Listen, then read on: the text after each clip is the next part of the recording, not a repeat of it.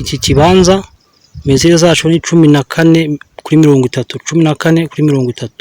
Ni ahangaha gutya, aha hazitiye n'imiyenzi, urahabona guhera aha kugeza ruguru muri metero 30, ahangaha hazitiye, haratuwe abaturanyi ngabo, ubona ko hari n'inzu z'insirimu hano rwose.